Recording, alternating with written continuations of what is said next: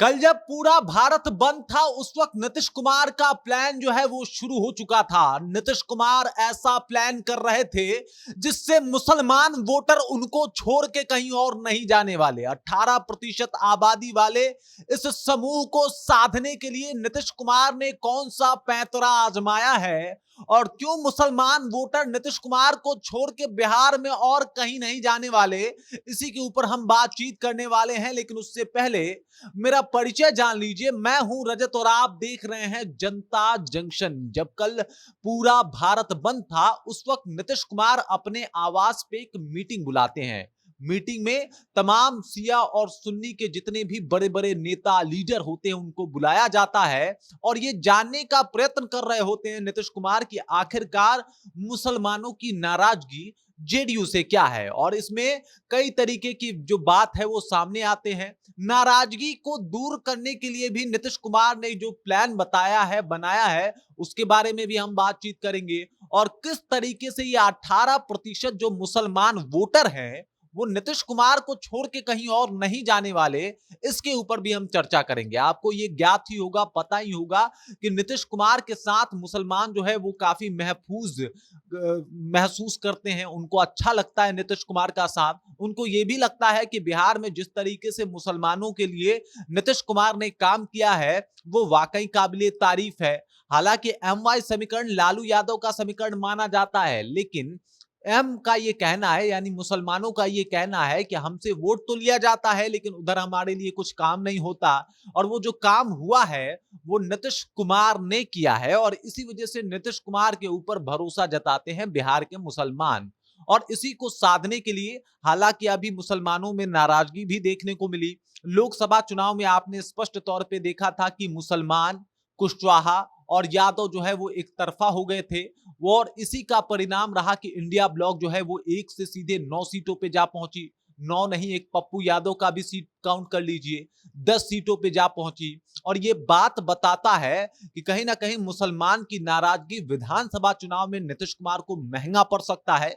इसीलिए आनन फानन में कल भारत बंद था और इसी दौरान तमाम मुस्लिम बड़े लीडरों को जो है वो आवास पे बुला लेते हैं नीतीश कुमार। उनसे बातचीत किया जाता है, उनसे ये जानने का प्रयत्न किया जाता है कि जो बिहार सरकार के द्वारा मुसलमानों के लिए बड़ी सारी योजनाएं चलाई जा रही है, क्या मुसलमान उसका लाभ उठा पा रहे हैं, और अगर उठा पा रहे हैं तो कितना उठा पा रहे हैं।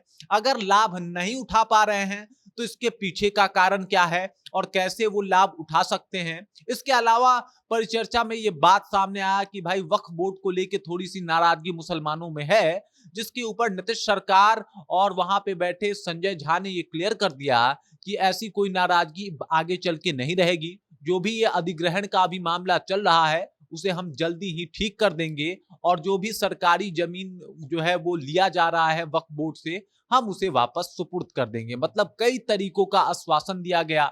इसके अलावा ये भी बताया गया कि बिहार में 11 और नए मदरसे खोले जाएंगे, कब्रिस्तान का भी जीर्णोद्धार किया जाएगा, जो पुराने मदरसे हैं उनका भी जीर्णोद्धार किया जाएगा, मतलब उसको बेहतर बनाया जाएगा। और इसके लिए काम करना जो है वो नीतीश सरकार ने शुरू कर दिया है। मतलब बिहार विधानसभा चुनाव 2025 से पहले नीतीश कुमार जो है वो ऐसा कर देना चाहते हैं कि जो ये 18% आबादी वाला मुसलमान है वो नीतीश कुमार को छोड़ के कहीं और ना जा पाए। तेजस्वी यादव का कहीं ना कहीं MY समीकरण भी टूट जाएगा इससे। और उनका ये अभिप्राय भी है कि अगर M समीकरण पूर्णतः ध्वस्त हो जाता है तो इसका भी फायदा जेडीयू को होगा।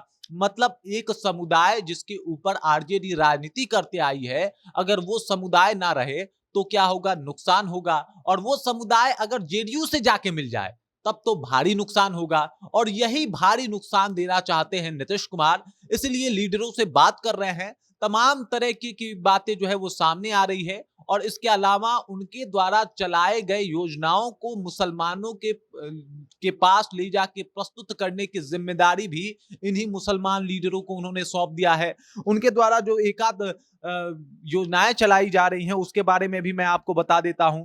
उन्होंने बताया कि भाई मुख्यमंत्री अल्पसंख्यक रोजगार ऋण योजना, इसके तहत उन लोगों को रोजगार दिया जाएगा, ऋण दिया जाएगा, रोजगार के लिए ऋण दिया जाएगा जिससे वो अपना काम कर सके। जो लोग कहीं न कहीं गरीब अल्पसंख्यक हैं यानी मुसलमान समुदाय के उन लोगों को ये रोजगार योजना से जो है रोजगार ऋण योजना से उनको जोड़ा जाएगा। इसके अलावा अगर बात किया जाए तो बिहार राज्य अल्पसंख्यक आवासीय विद्यालय योजना, जहाँ पे 9वीं से 10+2 तक मुफ्त शिक्षा जो है वो उनको दी जाएगी और गुणवत्ता युक्त जो है वो पढ़ाई दी जाएगी। इसके अलावा छात्रावास खाद्यान्न योजना, जिसके तहत उनको 15 किलो का राशन दिया जाएगा, जिसमें 9 किलो चावल और इसके अलावा 6 किलो गेहूं शामिल है। इसके अलावा उन्होंने मुख्यमंत्री अल्पसंख्यक छात्रावास अनुदान योजना भी देना शुरू किया है, जिसमें तमाम छात्रों को 1-1 हजार रुपए मुहैया कराया जाएगा महीने का। इसके अलावा उन्होंने मुख्यमंत्री विद्यार्थी प्रोत्साहन योजना, अल्पसंख्यक मुस्लिम तलाकशुदा सहायक योजना, ये सब शुरू किया है, जहां पे तलाकशुदा अगर कोई महिला है तो उसको 25,000 राशि दी जाएगी ताकि वो अपना काम धंधा शुरू कर सके। और ऐसे कई सारी योजना है जो मुख्यमंत्री ने शुरू किए हैं और वो चाहते हैं कि ये जो योजना है वो मुसलमानों तक पहुंचे, ताकि मुसलमान ये बात समझ जाए कि मुसलमानों का अगर कोई भला चाहता है तो वो सिर्फ नीतीश कुमार है। हालांकि बीजेपी के साथ रहते हुए भी जिस तरीके से मुसलमानों को अपने साथ में लेके काम कर लेते हैं नीतीश कुमार, ये काबिले तारीफ है। और इस बार भी उनका पूरा प्रयास है कि किसी भी तरीके से जो ये औसत है इसको और बड़ा किया जाए, मुसलमानों को और ज्यादा अपने पक्ष में किया जाए, ताकि एक तरफ तो तेजस्वी यादव कमजोर हो जाएंगे, लालू प्रसाद यादव की पार्टी राजद जो है वो कमजोर दिखाई पड़ेगी, और दूसरा ये होगा कि इससे जेडीयू का सीधे तौर पे फायदा होगा। 18% मतदाता जो कि अपने बूते पे कई विधानसभा सीटों पे चुनाव जिताने का दम रखते हैं, खासकर सीमांचल का एरिया अगर बात किया जाए, वहां पे भी आपने देखा था कि जेडीयू का दबदबा खासा देखने को मिला था और हर एक विधानसभा में देखने को मिलता भी है। लेकिन इस बार लोकसभा के बाद सारा गुणा भाग जो है वो गलत साबित हो गया और उसके बाद अब नीतीश कुमार की प्रयास जो है वो शुरू हो गई है कि किसी भी तरीके से मुसलमानों को अपने पक्ष में ले लिया जाए, ताकि तेजस्वी यादव कमजोर हो जाए, जेडीयू मजबूत हो जाए और इसका सीधा असर विधानसभा चुनाव 2025 में देखने को भी मिले।